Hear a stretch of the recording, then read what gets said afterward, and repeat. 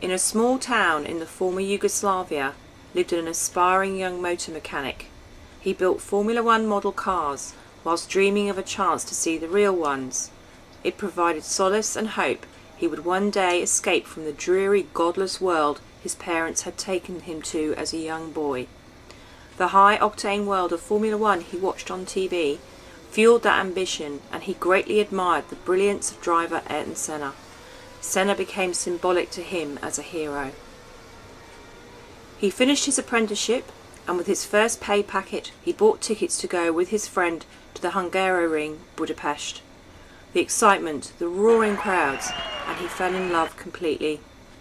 Hearing the fabulous sounds of the Formula One engines screaming around the track, he thought to himself, how wonderful to be part of this travelling circus. He could smell it. His idol won the race, and he was hooked. How to get into this industry? You had to be involved from an early age and have the right connections. He returned to Sydney to see his sick aunt.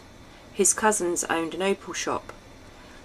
A visiting French Formula One journalist had ordered a piece to be made, but had had to leave Sydney before it was finished to cover the Australian Grand Prix in Adelaide.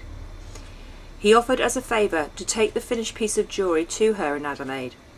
He was going to the race as a spectator, so what a stroke of luck. Then after meeting her and expressing his enthusiasm towards Formula One, she was pleased to grant him a paddock pass, the key to the inner sanctum of the Formula One world. Upon settling in the paddock, it didn't take long to see his hero Senna and get his autograph, a magical moment. It was time to seize this hand of fate and get to the business of making connections. Heading into the Williams garage, he asked the mechanics whom to approach about a position. He met with the technical team manager, Dickie Stanford. Dickie expressed interest in bringing him onto the team. He was thrilled, and the two of them exchanged contact information to follow up at a later date. All those dreams were finally coming to fruition. His auntie sadly passed away. On his return to Yugoslavia, his parents' frailty suddenly seemed more acute. An only child, he felt the burden of responsibility to be near them. Their country was ill at ease, so his choice came down to responsibility or dream career. Then Senna was tragically killed in 1994 as tensions rose in the Balkan states. Did he really have a choice? No, he had to stay.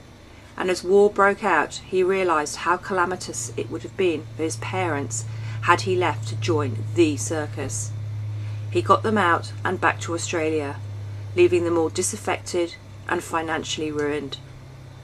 Despite all, in quiet determination, he vowed one day would see his dreams realised, one way or another.